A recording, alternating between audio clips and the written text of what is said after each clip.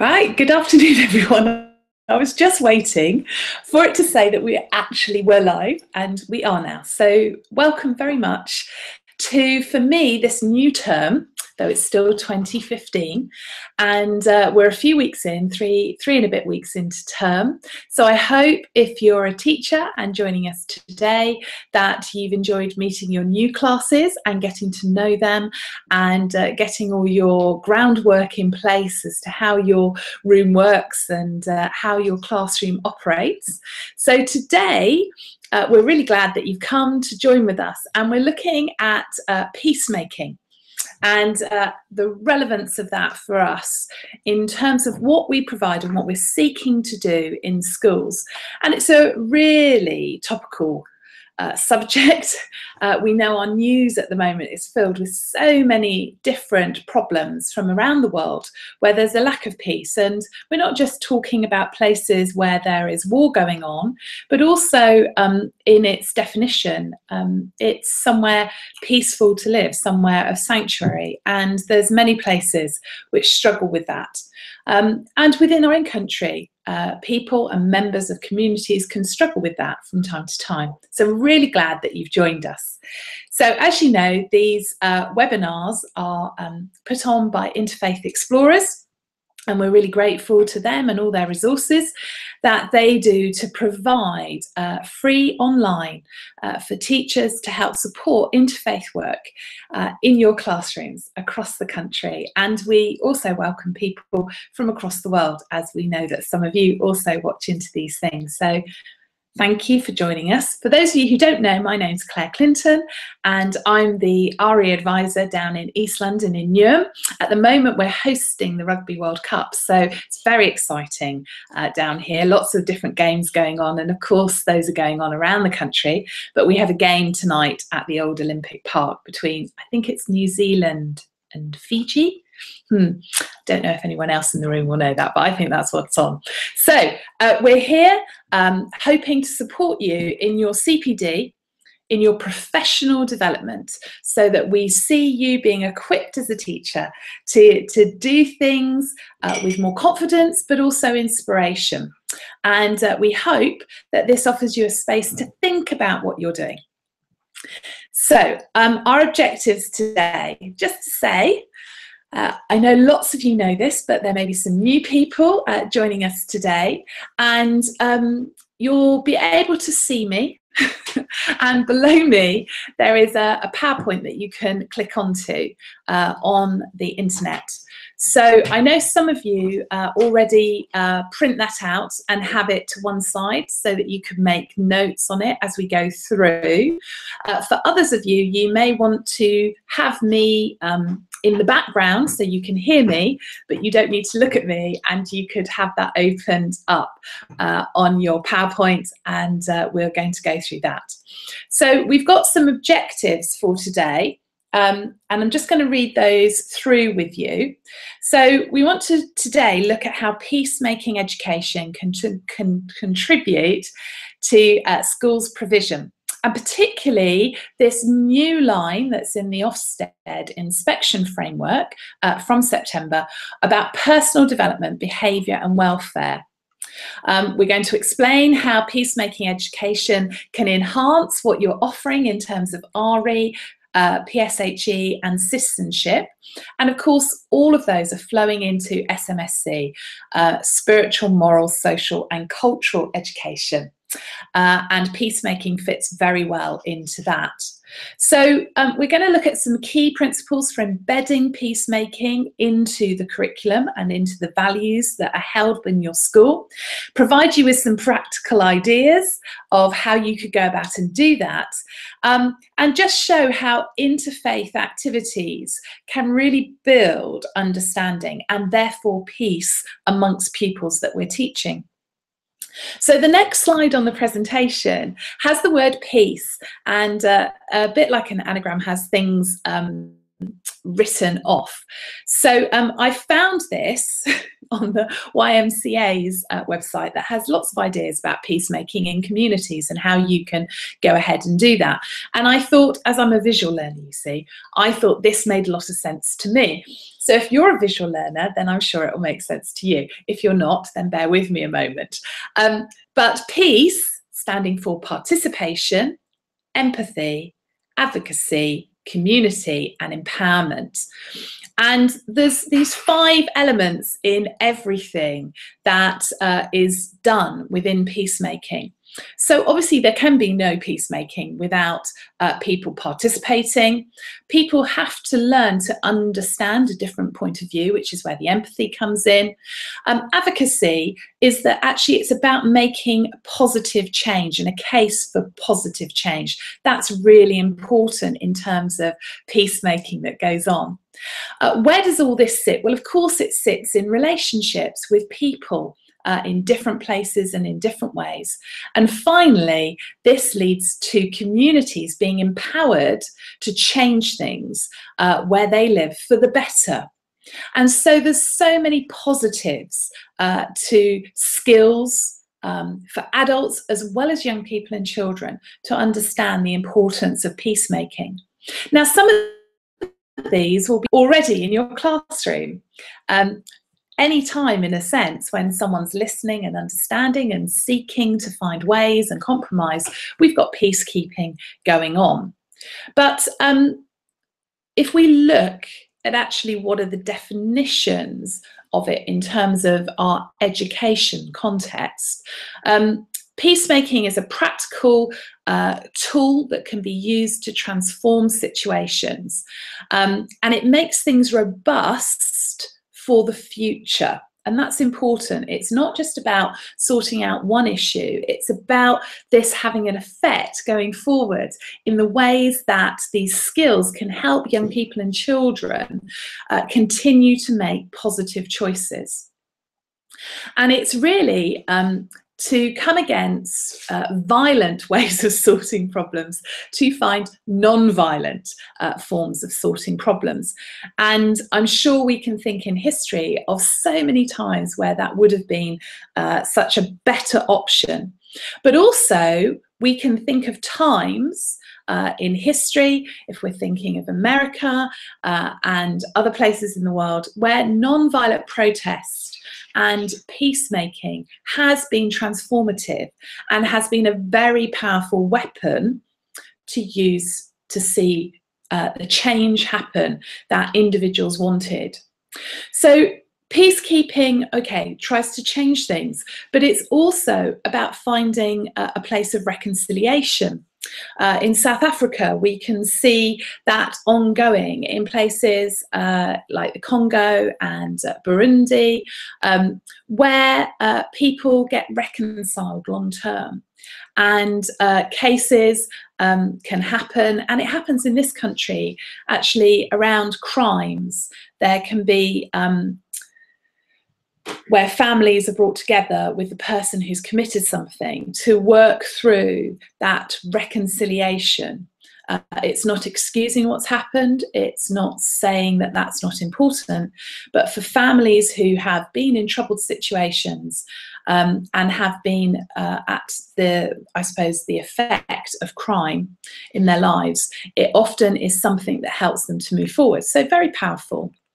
So in education, we're using its pedagogy as a way to get pupils to discuss and provoke dialogue, problem solving, so that these mediation skills can be built up in pupils. And as we know with any skill, it doesn't happen overnight. Pupils need time and time again places where they can safely practice these skills before they really get embedded into their lives, and there's something that will really help them to make a positive contribution into our British society, which sort of links nicely into SMSC and particularly fundamental British values, which we looked at in a previous webinar. If you haven't seen that, then go back to that and you'll see some nice links there. So education at its heart is trying to foster change, long-term change for the world and for society to make everything better. We felt with the new Ofsted framework coming into play that this personal development, how pupils behave and about their welfare, that there's a dimension in there that works within pupils being able to talk and work with another and solve problems that they find. And whether that is to do with bullying and finding peaceful ways through of making peace in those situations, or whether it's to do with interreligious, interphilosophical, interpolitical, different ideologies and ideas, finding ways through those things is very, very powerful. So Ofsted is telling us that a school's going to be outstanding in this area of personal development, welfare and behaviour. I'm just going to read those 5 bullet points. Some of you will be able to see them on the PowerPoint. When pupils can discuss and debate issues in a considered way, showing respect for others' ideas and points of view. That pupils have impeccable conduct, which reflects the school's strategies around behaviour, that they've got self-discipline and low-level disruption going on where there are conflicts. Pupils work hard with the school to prevent all forms of bullying, and staff and pupils deal effectively with any rare cases of bullying. And I suppose it says it there about aggressive language, derogatory language. So that's broadening out into these other categories like religious and philosophical and ideological, political, different views. And that ultimately pupils' spiritual, moral, social and cultural development equips them to be thoughtful, caring and active citizens in the school and the wider community. And I find that last one particularly motivating. The reason why we do these activities with young people, and we'll show you some suggestions to get you started if you need that later on in the webinar. The reason we're doing this with young people is because we want them to be thoughtful, caring and active in their lives. We don't want them to be people that just have things done to them, but we want them to be that transformative point of change in their family, in their local community and in their school. So peacekeeping and peacemaking education is really supporting all of that within school to happen. And what we're saying is it's always been relevant, but look, Ofsted are going to be looking at it as well. And that makes it maybe a little bit more of a focus for a school to think through what they're doing, what their approach is around these things. So if you're watching this and you're thinking, I'm not sure what my school's approach is, then go and talk to your line manager, your deputy head, or even your head teacher. Tell them about what you've seen today and just thinking about how we do this in our school. Ofsted never want a list of what you're doing, like a menu. What they want to know, what's the impact of what you've done. So what they'll be interested in is if you're doing some of the exercises that we're suggesting, if you're using some of the resources that we're flagging up for you that you could do, then what Ofsted will be interested in is what difference, what impact that's made to pupils. And so therefore it's important that you pick up from pupils where they are before you do these activities and then go back and find out, have they moved on? So that impact is the thing that Ofsted are interested in. Okay, so we're also saying it's relevant to you as a teacher because it's tying in with the world, which is a really helpful thing for a school to do, to be able to see where we're based in our local community, we have our wider community, but we also have our global community. And so you'll see on the next PowerPoint slide, there's some dates. So this week, so on Monday, a day for peace that happens at the start of the 3rd week of term for us. But obviously for most people partway through the year. But you'll also see that coming up in November, you've got some different peace weeks coming up. If you go to the Peace for One Day website, which is listed there, you'll see loads of ideas of things that you can do and that you can sign up for your school to say that you're part of this. And that's really helpful to do for these organisations, because they can begin to see how much is happening around the world. Okay, so it can tie your school into bigger picture things, which is also useful to say and to show. So peacemaking, ultimately at its heart, is about conflict resolution. So there's a problem, how are we going to deal with it? And it's really looking for a peaceful way forward for two parties who are in conflict. And that conflict might be around religious things, it might be personal, it might be political, it might be financial, and of course, in terms of our relationships, it could be emotional. Okay, so how do you go about teaching children to resolve conflict? And we've just mentioned 7 steps that children, young people, even adults have to go through in terms of resolving a conflict. And I'm just going to talk through these quickly. So we have to understand at the start that there are competing or driving ideas around a particular issue. So first of all, you've got to get people to understand that there is a conflict. Whilst people are not willing to admit there's a conflict, there's no chance of resolution going on. So that's the first step, is understanding that there's an issue. The second step is to bring people together who are willing to communicate, because as you will know as a teacher, you can have many people in a room who are unwilling to communicate with one another. And of course, that's not going to resolve anything. So therefore, if you look back to some of the webinars again that we've done on interfaith dialogue and working with pupils, you'll see some principles there that we've shared about how to set up your classroom as a safe place where pupils are able to discuss, to raise their views and their ideas in a way that they know they're not going to be shouted down. They might not be agreed with, they may be questioned, but actually it's a safe place to be able to talk. So that's important. The next stage is obviously that they listen to one another's grievance, what the point, the problem is, and then look to what could be possible resolutions, what they would like to see in the end. And then together, you would look at choosing the best way forward to that resolution. Often there will be a third party mediator there to help and facilitate that through. The mediator will help the different parties to explore these different alternatives for the resolution. And then ultimately, pupils are then being taught how to cope with difficult situations, stressful, pressure situations. And obviously through all of that, that's life experience.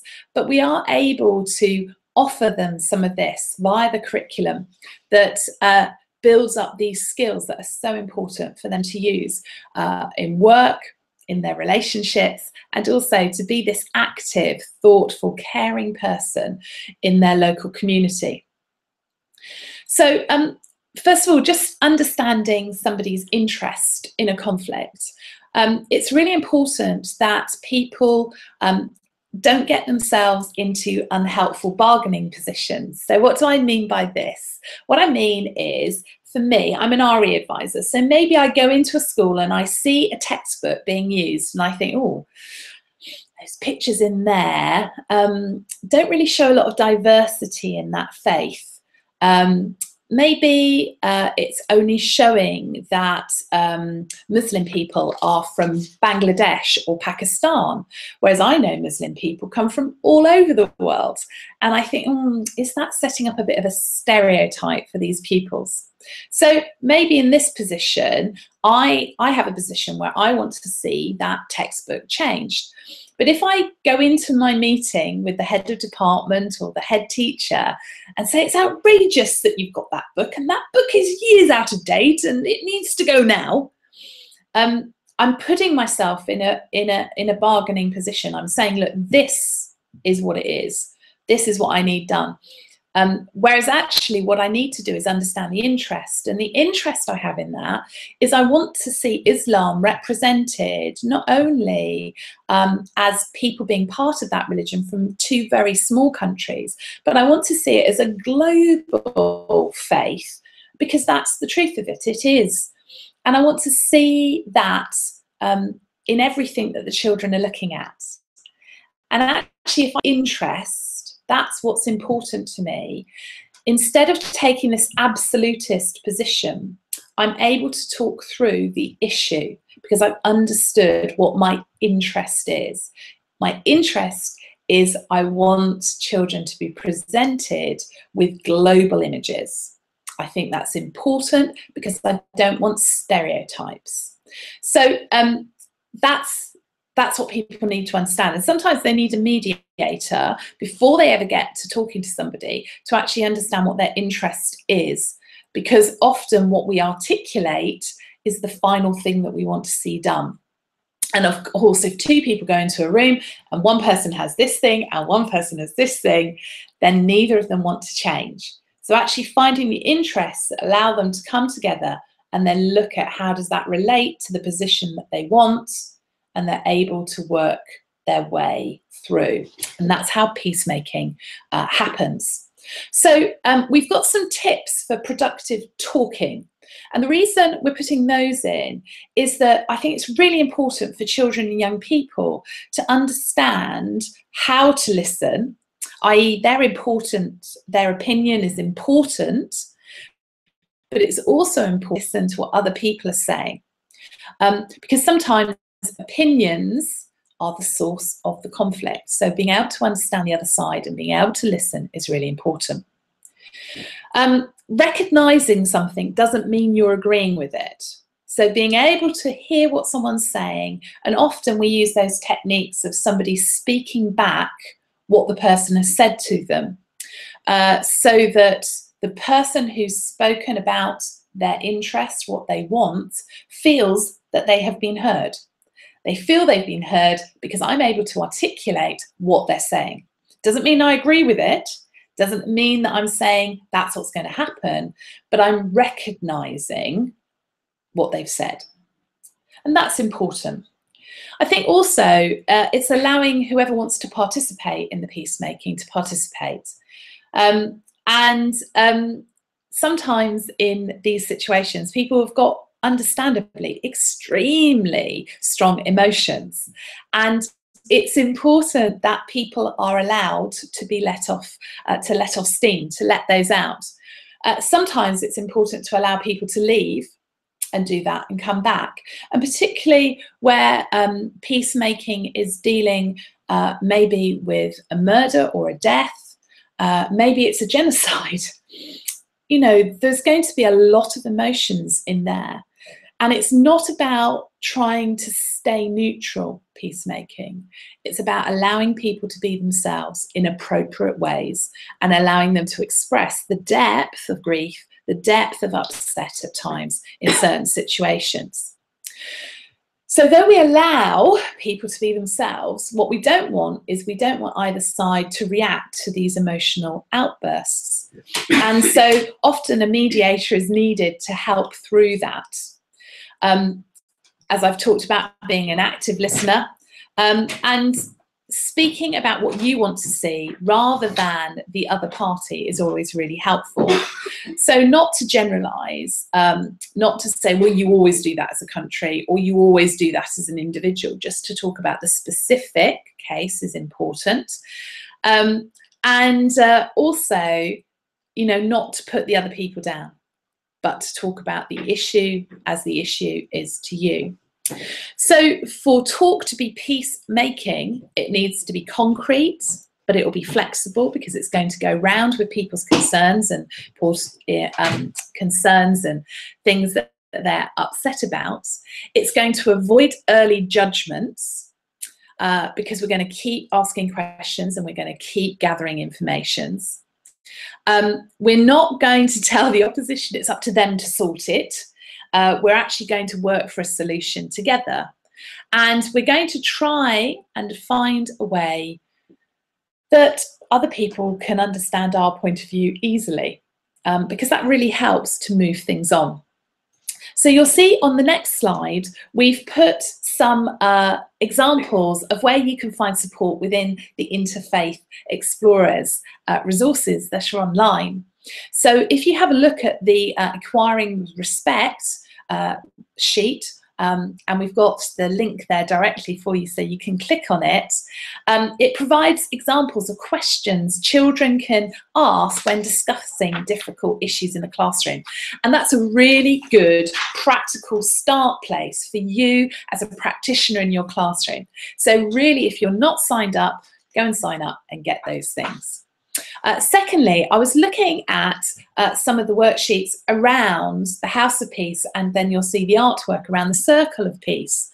And there's a really nice task here that you could set up, where you're asking children to set up a physical place where pupils from different religions can come and talk. Or maybe you want to do it via PSHE or citizenship, and you want to have people from different countries, maybe around an issue of conflict, where they can come and talk.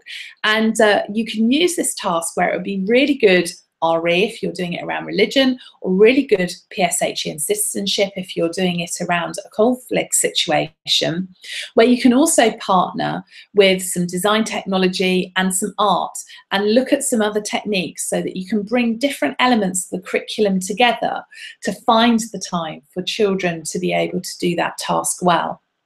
And it uses the example of Israel, and it's using the example of Jewish, Muslim and Christian all being in Jerusalem and having sites that are important to them in that place, and how they can work together to have a peaceful place which they could all participate in. So the artwork that I was really drawn to is called Circle of Peace, and again, there's a really nice bit of art interpretation work to be done there that could be used in RE to look at and speculate with the children what the colours mean, what the words mean, why it's a circle of peace, why, you know, that's important, what's that saying. If they were to encounter this, and you can get a lovely image of it nice and big on your interactive whiteboard, what's the power of that image, do they think? And how that can relate to helping people solve conflict and problems and bring about peace. So really lovely classroom activity there that you could do. And finally, a quotation from the Maimonides Foundation, who funds this work with Interfaith Explorers. We believe that dialogue is the only positive means of living in harmony in a multi-religious and multicultural society. And getting your pupils to think, how is that true? How could it not be true? And is it always true? And what things could help that be true in your classroom? What things could help that be true in your neighbourhood, in your school, in our country? And there's quite a bit of work that could flow out from that, which I think would be quite exciting for children to do. So we've got a few useful web-based resources that we're flagging up on the next page to you, and they're really good. And now we're going to go over and see if we've got any questions in our last few minutes. So first of all, first question, how can you engage parents with peacemaking? It's a really good question. Okay. I think if you choose to do something like Peace Week or the Peace Day, so you've got this choice coming up in November and you can plan for next September, you always know it's going to be on the Monday, the third week back into term, then it gives you a chance to flag up via your school newsletter what you're going to be doing or what you have been doing. It also gives you a chance in terms of assemblies to look at what you're going to do on that. In Newham, we've tried to provide resources for assemblies, and you'll find lots of those online if you look up Peace Week assemblies. The TES, if you create an account and go onto the teacher resources, there has lots of things, teacher educational supplement, online resources there that you can get hold of that are really good and fantastic. In terms of peacemaking with parents, I think some of that will naturally go on, where schools have to bring parents in to talk through issues that are to do with their children, and the way that we facilitate those 7 steps through a conflict will be a really practical way of working something through with parents. I also think that within most of our schools now, we have got our school workers who are working particularly with parents, and again looking at how peacemaking impacts those relationships in school and outside of school. There may well be a workshop that could be run for parents around parenting and looking at resolving conflict within families. And of course, if that's dovetailing with the things that we're teaching the children in school, then that becomes a really powerful mode for change for the children. I hope that helps a little bit. Obviously, you could invite parents into assemblies that you do on these things as well. I have a number of disruptive pupils who come from troubled families. What can I do with peacemaking? Yeah, what's the point? I think, first of all, it's really important to understand that seeing lasting change happen in any pupil, we have to be prepared to do one thing with them for 2 weeks, and it may be 50 times a day. But actually, if we're willing to do and not compromise and say, this is the way it's going to be, and this is what happens if you break that, and this is the reward for if you follow that, and we're prepared to do that for 2 weeks, educational psychologists will tell us that it's that sort of amount of time that a child needs to change in any way.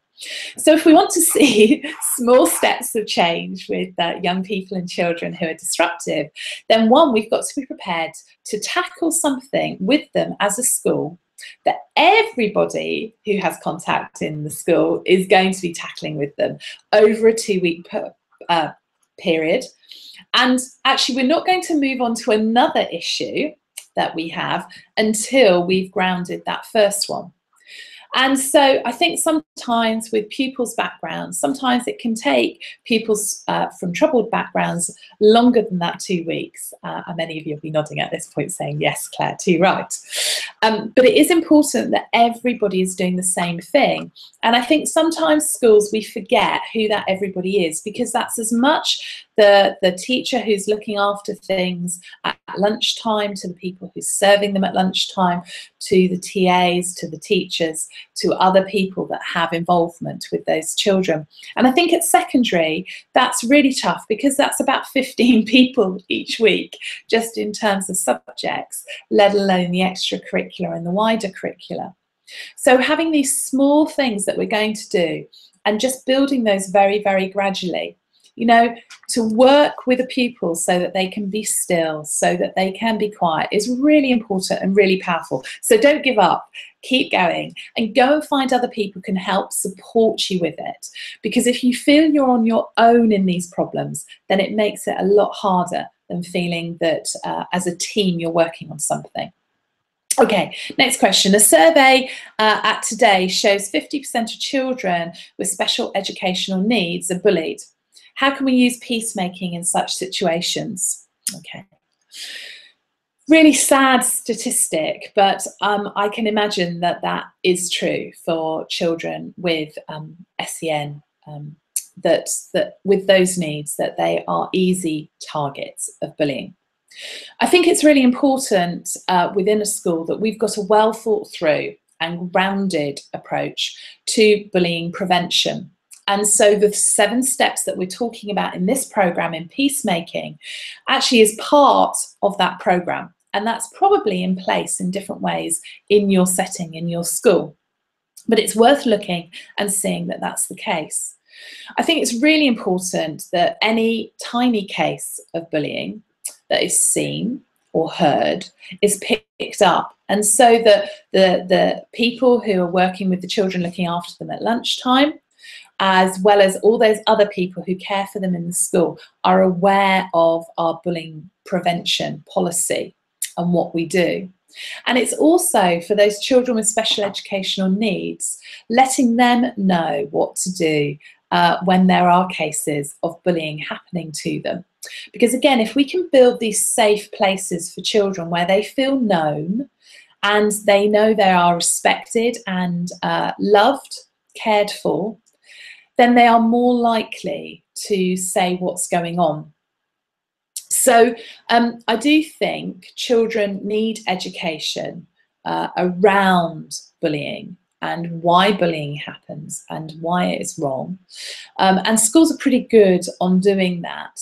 But I think maybe it's just looking and checking, have you got that SEN provision into that programme? And I always think the most powerful thing is when you can get young people to talk for themselves. So maybe you've got somebody who was at your primary school, your secondary school, but has left now.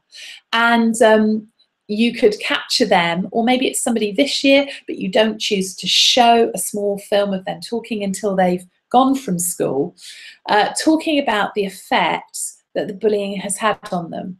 I know you can find those things online of young people speaking about these things.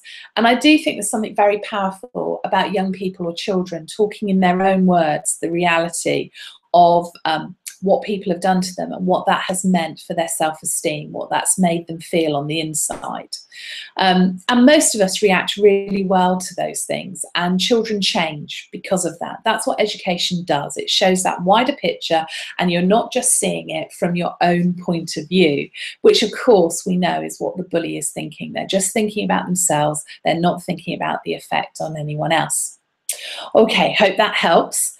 And finally, can peacemaking really work when discussing religion, especially given what's in the news?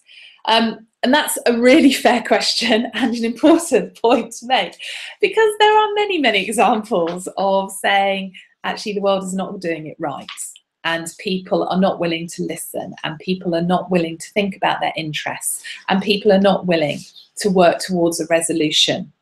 Which may involve some sort of compromise. But I think that's why it makes sense that we're teaching young people these skills. They are, of course, they're the present, but they're also the future decision makers and leaders. And if we can embed these skills into their lives, then they stand a much better chance at being able to be those peacemakers in the future. I think because there is so much in the news, I think that's why it becomes so important. I do think that religions, my experience living here in the East End of London, is people can have very different beliefs, very similar shared values actually, but very different beliefs. And that's still being okay with one another, that they can respectfully disagree. And for me, because my passion is religious education in schools, that's what I want for every one of my 56,000 pupils that are in Newham schools. I want them to be able to respectfully disagree, that they're able to listen, that they're able to repeat and be active listeners, to repeat what they've heard, to understand what they want to see and why that's important to them, that it's not just a knee-jerk reaction and they've got no justification for their point of view or what they want to happen, and that actually they can work through scenarios to help them to see a difference in society. And I think that is possible.